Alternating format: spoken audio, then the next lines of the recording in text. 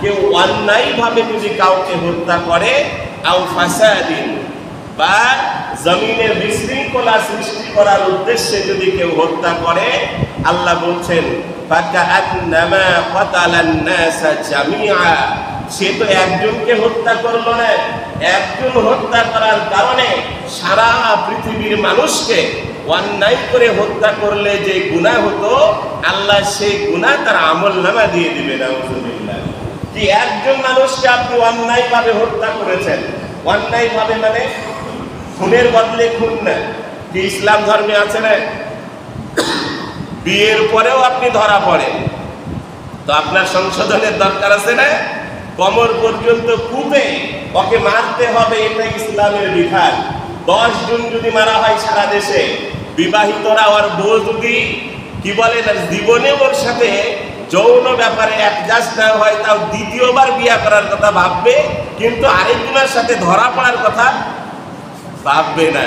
খালি 10 জন, শুধু অনলি 10 জন যদি এই বাংলাদেশে বিচারটা করা হতো, কিংবা বিয়ের আগে তারা এলোমেলো ভাবে ধরা পড়ছে বিভিন্ন জায়গায় পরকীয়ায়, যদি 80 ডুররা করে মারা হতো, কেমন 80 ডুররা? যেমন ওমরে ফারুক মেরেছিলেন, 80টা হজম করতে পারে নাই, তার আগেই দুনিয়া থেকে চলে গেছে। ওই আপনার আমার গ্রামের বিচারের মতো না, ঝাঁটার খিল 100টা দিয়ে একটা বাড়ি দিল, 100 মারা হয়ে গেল। কি বলেন, আছে না? কিছু মাতব্বর আমরা ইতিপূর্বে দেখেছি, ওরা বিচারে বলতো ইসলামী শরীয়তে আছে ডুররা মারতে হবে। কি ডুররা মারতে হবে? ঝাঁটার খিল গলে 1 করে 1 বাড়ি, তাহলে 100টা হয়ে গেল, 80টা হয়ে গেল। কি বলেন, কি একটা সিস্টেম আপনারা চালু ইতিপূর্বে দেখেছেন বিভিন্ন সময়। এইভাবে না, যেই 80টা ওমরে ফারুক রাদিয়াল্লাহু তাআলা মেরেছিলেন, 80টা হজম করতে পারে নাই, কবরের উপরে বাকিটুক মারা হয়েছিল। এইরকম ভাবে যদি কাউকে ডোররা মারা হতো, জীবনে কোনোদিন ধরা পড়ার কি বলেন আর পরকীয়ার প্ল্যান মাথায় আসতো না। সম্মানিত আল্লাহর প্রিয় বান্দা, কিছু ব্যাপারে হত্যা করার নির্দেশ, আপনি অন্যায়ভাবে একজনকে হত্যা করেছেন, এখন যদি তার পরিবার আপনাকে মাফ না করে, তাহলে আল্লাহর বিধান কি? আপনাকেও হত্যা করতে হবে। ওই দেশের যে নেতা হবে, ওই দেশের যে শাসক হবে, যে রাষ্ট্রীয় পাওয়ারে থাকবে, সে তার প্রশাসন দিয়ে জনসম্মুখে, যেখানে লোকদের গ্যাদারিং বেশি, ভিড় বেশি, সেখানে হত্যা করবে, যেন আর বাকি 10 জন দেখে কি পায়? ভয় পায়, শিক্ষা নেয় যে আমি যদি কাউকে হত্যা করি তো আমারও এই পরিণতি হবে। সম্মানিত আল্লাহর প্রিয় বান্দারা, আপনারা বিভিন্ন মিডিয়ায় দেখছেন, কদিন আগেও দেখেছেন, প্রতিবন্ধী ছেলে ভ্যান চালিয়ে সংসারের দায়িত্ব নিয়েছে, তার ভ্যানটা কেড়ে নেওয়ার জন্য তাকে কি করেছে? কি দেখেন নাই? হত্যা করেছে। আপনারা ঢাকার রাজপথের বিভিন্ন ঘটনা দেখেছেন, জাস্ট একটা রিক্সা নেবে তাই হত্যা করে রিক্সা নিয়ে যাচ্ছে। তাহলে কি বুঝলাম? একটা মানুষের জীবনের দাম কি রিক্সার চেয়েও কম? একটা মানুষের জীবনের দাম কি ভ্যানের চেয়েও কম? না, আল্লাহ বলছেন একটা হত্যার সাথে সারা পৃথিবীর মানুষ যদি জড়িত থাকে, সবাইকে একজনের হত্যা করার পরিবর্তে সবাইকে মৃত্যুদণ্ড দিতে হবে। আল্লাহ কুরআনুল কারীমে বলেছেন, ওয়ালা কাদ কাররামনা বানি আদম, আমি বনি আদমকে অতি সম্মানী করে বানিয়েছি, এর হায়াত দিয়েছি আমি, এই হায়াত কেড়ে নিব আমি যদি এর উপরে কেউ হাত দেয়। আল্লাহ বলছেন, মান কাতালা নাফসান বিগাইরি নাফসিন আও ফাসাদ, হত্যার বদলে হত্যা বিচারের আওতায় না, কেউ ইচ্ছে করে অন্যায় করে কাউকে হত্যা করেছেন, আও ফাসাদিন, জমিনে বিশৃঙ্খলা সৃষ্টির নিয়াতে হত্যা করেছে, ফাকাআন্নামা কাতালান নাসা জামিআ, সারা পৃথিবীর মানুষকে মারলে যে গুনাহ হবে, একজন মানুষকে হত্যা করলে ওই গুনাহ তার আমলনামায় হবে না। তাহলে একটা মানুষের দাম কি রিকশার চেয়েও কম? কথা বলেন, রিকশার চেয়েও কম না। একটা মানুষের দাম কি ভ্যানের চেয়েও কম না। বরং আল্লাহ বলছেন, একজনকে মারা মানে সারা পৃথিবীর মানুষকে মারলে যে গুনাহ, শুধু বাংলাদেশের মানুষ না, সারা পৃথিবী, ওয়াতালান নাসা জামিআ, সারা পৃথিবীতে বনি আদম যত আছে সবাইকে মারলে অন্যায়ভাবে যে গুনাহ হবে, একজন মানুষকে মারলে সেই গুনাহ হবে। নাউযুবিল্লাহ। আর আপনি আমার দেশে মনে হয় হত্যা একটা নিত্যদিনের ব্যাপার হয়ে দাঁড়িয়েছে। কি কারণে অকারণে ছেলে বাবাকে মারে, বাবা ছেলেকে মারে, চাচা ভাতিজাকে মারছে, ভাতিজা চাচাকে মারছে, তুচ্ছ ব্যাপারে নিয়ে মারামারি এখন নিত্যদিনের একটা বিষয়। বিশ্বাস কোরআনের উপরে যদি আপনি বিশ্বাস স্থাপন করেন, আপনি পড়েছেন না আমানতু বিল্লাহি কামা হুয়া বিআসমাইহি ওয়া সিফাতিহি ওয়া কাবিলতু জামিয়া। আপনি তো বলেছেন আমি আল্লাহ তোমার সব বিধান স্বীকার করলাম, সব বিধান। যদি জামিয়া কথা এর উপরে ঈমান না আসে আপনি মুসলিম না। কি আপনি ওই সময় বলেছেন কাবিলতু জামিয়া আহকামিহি ওয়া আরকানিহি, ইসলাম ধর্মের যত আহকাম বিধিবিধান আল্লাহ সবগুলোর উপরে ঈমান আনলাম। তাহলে আপনি হত্যার বিচার মানুষের নিয়ম দিয়ে চালাবেন না আল্লাহর হুকুমে? কি বলেন? আল্লাহর হুকুমে। তো এই কথাই তো আমরা বলি, আর এই সময় একদল নারাজ হয়। কি বলেন? আপনি পড়েছেন আমানতু বিল্লাহি কামা হুয়া বিআসমাইহি ওয়া সিফাতিহি ওয়া কাবিলতু জামিয়া। যদি ওখানে জামিয়া শব্দ না থাকতো, নিষ্পান শব্দ যদি থাকতো তাহলে ঠিক আছে। আপনি নামাজ পড়তেন আল্লাহর হুকুমে, রোজা রাখতেন আল্লাহর হুকুমে, আপনি হজ করতেন আল্লাহর হুকুমে, আর রাজনীতি করতেন মানুষের বানানো নিয়ম, তাহলে আমরা বিরোধিতা করতাম না। আপনার ওখানে যদি নিষ্কাম থাকতো, সব করতেন আল্লাহর হুকুমে, আর গিয়ে মনে করেন বিচার ব্যবস্থা করতেন মানুষের মানে বিধিবিধান দিয়ে, তাহলে আমরা কি করতাম না? বিরোধিতা করতাম না। কিন্তু আপনি মুসলিম হওয়ার সময় চার কালিমার মধ্যেও পড়েছেন যে কথা, ইমানে মুজমালেও বলেছেন একই কথা, ইমানে মুফাসসালেও একই বলেছেন, জামিয়া। আল্লাহ বিচার বিভাগেও তোমাকেই মানি, রাষ্ট্রীয় বিষয়েও তোমাকে মানি, নামাজের বিষয়েও তোমাকে মানি, হজের বিষয়েও তোমাকে মানি, জামিয়া সর্বত্রে তোমাকে মানি। তাহলে ওখানে আপনি জামিয়া শব্দ যদি না থাকতো, উলামায়ে ইকরাম আপনাকে ইসলামিক রাজনীতির কথা বলতো না। তাহলে আপনারা অ্যাজ ইউর উইশ ইচ্ছে মতো রাজনীতি করতেন, ইচ্ছে মতো বিচার ব্যবস্থা চালাতেন, ইচ্ছে মতো নামাজ রোজা করতেন। উলামায়ে ইকরাম বিরোধিতা করতো না, বলতো না। কিন্তু উলামায়ে ইকরাম বলে কেন? আপনি পড়েছেন জি, আল্লাহ কোরআনে বলেছে জি, নবীজি হাদিসে বলেছে, উলামায়ে ইকরাম বলবে না। কথা কি বোঝাতে পারলাম? তাহলে একজন মানুষকে হত্যা করা মানে সারা পৃথিবীর মানুষকে হত্যা করলে যেই গুনাহ, একজন মানুষকে হত্যা করলে সেই গুনাহ। এবার আল্লাহ বলছেন ওয়ামান আহইয়াহা ফাকান্নামা আহইয়ান নাসা জামিআ।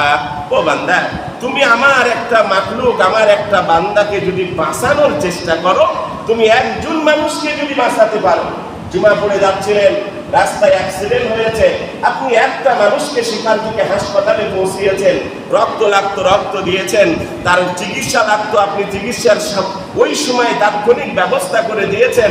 আপনার একটু চেষ্টার কারণে, আপনার একটু ছুটাছুটির কারণে যদি আল্লাহর কোনো একজন বান্দা বান্দি বেঁচে যায়, আল্লাহ বলছেন সারা পৃথিবীর মানুষকে বাঁচালে যে সওয়াব হতো, আমি আল্লাহ ওই একজন আমার বান্দাকে বাঁচানোর জন্য, আমার একজন বান্দিকে বাঁচানোর জন্য সেই সওয়াব তোমার আমলনামায় দিয়ে দিই। তাহলে মানুষের রূহের দাম, আত্মার দাম ভ্যানের চেয়েও কম, কারের চেয়েও কম, রিকশার চেয়েও কম। কিন্তু আপনি আমি যে দেশে বর্তমানে আছি, এই দেশে মনে হয় একটা ভ্যানের সমান আমার কি নাই, দাম নাই। এমন একটা অবস্থা, একটা রিকশার সমান একটা মানুষের দাম নাই। ওয়াহিদু পদার্থক মানুষ হিসাব বের করে, দাও বের করে। ওয়াহিদু পদার্থক মানুষ কি অবৈধ অস্ত্র বের করে। একবার ইসলামী আইন দিয়ে দেশ চলুক, দেখবেন উনি মরে যাবে, তাও হিসাব বের করার সাহস দেখাবে না। কারণ উনি হিসাব যদি বের করে আর তার আঘাতে যদি কেউ মারা যায়, আল্লাহ কোরআনে বলছেন দাঁতের বদলে দাঁত। আপনি ঘুষি দিয়ে দাঁত আমার একটা নষ্ট করবেন, আর আপনি ভালো দাঁত দিয়ে ঘুরবেন, এটা তো হতে পারে না। কি বলেন, এটা কি হতে পারে? দাঁতের বদলে দাঁত। আপনি চোখ আমার অন্ধ করে দিয়ে আপনি সুন্দরভাবে ঘুরে বেড়াবেন, একটা রাজনৈতিক আলাদা দল করে তাই চোখ উপড়িয়ে নিবেন, আর আপনি ভালো চোখ নিয়ে ঘুরবেন না। আল্লাহ বলছেন চোখের বদলে চোখ। তুমি একজনকে বাড়ি মেরে হাত ভেঙে দিয়েছো, অন্য কোনো বিচারের দরকার নাই, তুমিও বাড়ি দিয়ে ওর হাত দিয়ে দাও, রাষ্ট্র করে দিবে সেটা। যদি সেই দুর্বল বলেই তো তাকে মেরেছিল, এখন রাষ্ট্র করে দিবে, রাষ্ট্রীয় ব্যবস্থায় তার হাত ভাঙা হবে, রাষ্ট্রীয় ব্যবস্থায় তার চোখ উপড়ানো হবে, রাষ্ট্রীয় ব্যবস্থায় তাকে হত্যা করা হবে।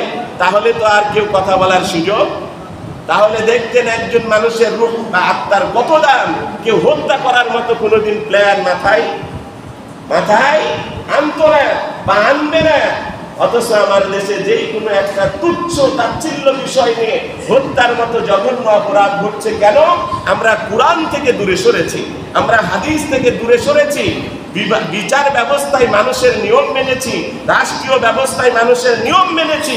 বিচার বিভাগে আল্লাহর আইন মানেন, রাষ্ট্রীয় ব্যবস্থায় আল্লাহর আইন মানেন, হত্যা কমে যাবে, পরকীয়া কমে যাবে, ধর্ষণ কমে যাবে। আজকে ধর্ষণ করে জেলে ভরে 10 বছর পরে বের হয়ে আসে। কি বলেন? একজন নারীর সতীত্বর দাম কি এত কম হয়ে গেল? কি বলেন? 10 বছর পরে বের হয়ে চলে আসছে। গ্যাং ধর্ষণ করছে একসাথে, অনেকজন মিলে সবাই বের হয়ে আসে। আর ওই যাকে ধর্ষণ করে মারা হলো, ওই একটা রূহ, একটা আত্মা দুনিয়া থেকে ঝরে পড়লো। তাহলে কি একটা নারীর ইজ্জতের দাম, আত্মার দাম এই মনে করেন এই 10 বছরের বিনিময় হয়ে গেল? আপনি সর্বত্রে আল্লাহর হুকুম মানেন, ধর্ষণ এমনি কমে যাবে।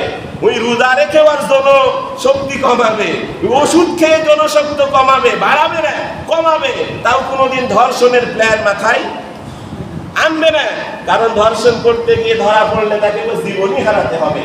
মনে করেন আপনি রাস্তা দিয়ে যাচ্ছেন, 2 কোটি টাকা পড়ে আছে, বা আপনি কারোর থেকে ছিনতাই করে নিলেন 2 কোটি টাকা, 1 কোটি টাকা, বিনিময়ে ধরা পড়লে কি হাত যাবে না? তো 1 কোটি টাকার দাম বেশি না আল্লাহর হাতের দাম বেশি? ওই জীবনে 1 কোটি টাকা পড়ে থাকলেও দেখবেন, আমরা যখন মক্কাতুল মুকাররমায় যখন তওয়াফে যেতাম, কত দামি দামি ব্র্যান্ড, আমরা না হলে ফকির মিসকিন কোন রকম তওয়াফে মনে করেন ওখানে উমরায় গেছি, কিন্তু সব দেশের লোক তার ফকির মিসকিন না। দামি দামি ব্র্যান্ডের মোবাইল পড়ে আছে, ঘড়ি পড়ে আছে, কেউ হাত দিয়ে ধরারও কি করে না, কোনো প্রকারের প্ল্যান মাথায় আসে না। বরং পুলিশ আছে, তাকে বলে, পুলিশ নিয়ে যে নির্দিষ্ট জায়গায় রেখে দেয়। কারণ ওটা নিয়ে যদি আপনি চোর প্রমাণিত হন, তাহলে কি যাবে? হাত যাবে। একবার শরিয়া আইন দেখেন, ইনশাআল্লাহ আল্লাহর আইন দেখলে জমিনে সন্ত্রাস থাকবে না, জঙ্গিবাদ থাকবে না, ধর্ষণ থাকবে না, কোনো লুটেরা থাকবে না। এগুলো আল্লাহ কোরআনে বলছেন, মান আহিয়ান নাস। আপনি একজন মানুষ আপনার প্রচেষ্টায়, আপনার একটু ফিকিরে, আপনার একটু মনে করেন তদবিরে, আল্লাহর কোনো একটা রূহ যদি বেঁচে যায়, কোনো প্রকার, ওই যে বললাম অ্যাক্সিডেন্টের সময় আমি দেখতে পাই, এই দেশে আমরা দেখেছি ব্রয়লার মুরগির ভ্যান অ্যাক্সিডেন্ট করেছে, ড্রাইভার অলরেডি বিপদে আছে, বাঁচানোর আকুতি মিকুতি করছে, তাকে না বাঁচিয়ে ব্রয়লার মুরগি নিয়ে ছুটাছুটি করছে। দেখেন নাই? কি দেখেছেন? কি দেখেন নাই? অনেক সময় আমি এই ধরনের দৃশ্য দেখতে পাই। তাহলে যদি আইনি শাসনে আল্লাহর হুকুম থাকতো, ওই কথা কবিলতু জামিয়া আহকামিহি ওয়া আরকানিহি, এটার যদি বাস্তবায়ন থাকতো, ওই ব্রয়লার মুরগিতে হাত দেওয়ার সাহস পেত না।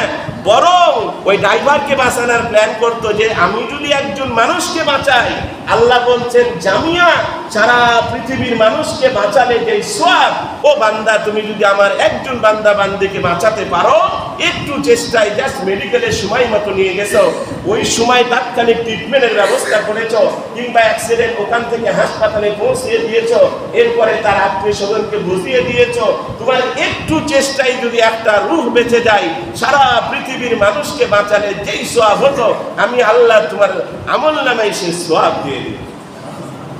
তাহলে ধর্ম কত সুন্দর একটা বিষয়। না বুঝার কারণে আল্লাহর কিছু বান্দা বান্দিরা বলে, উল্টা পাল্টা কথা বলে, এরা বুঝে না। আপনাকে বুঝাতে হবে, আমাকে বুঝাতে হবে, কিন্তু বড় বিপদের কথা বুঝাতে গেলেই তো বাধা আসে। কি বলেন? আসবে, যুগে যুগে নবী রাসূলের উপরে এসেছে, ওই তুলনায় তো আমাদের উপরে আসে না, সামথিং আসে, অল্প একটু আসে। সম্মানিত আল্লাহর প্রিয় বান্দারা, তাহলে ওমান আহিয়া, গত জুমায় যে আলোচনা শুরু করেছিলাম, আয়াতটা বলা হয়েছিল না, একজন মানুষকে মারলে সারা পৃথিবীর মানুষের হত্যা করার গুনাহ। তাহলে সন্ত্রাস আর জঙ্গিবাদ ইসলামে কোনো সুযোগ, কি বলেন, ইসলামে কোনো সুযোগ নাই। আর জিহাদকে অস্বীকার করা কোনো উপায় নাই। জিহাদ ফরজ ইবাদত, নামাজের মতো, রোজার মতো। গত জুমায় আমি বলেছি জিহাদ, সন্ত্রাস, জঙ্গিবাদের পার্থক্য। আসেন আজকে যে আলোচনা আমি শুরু করব।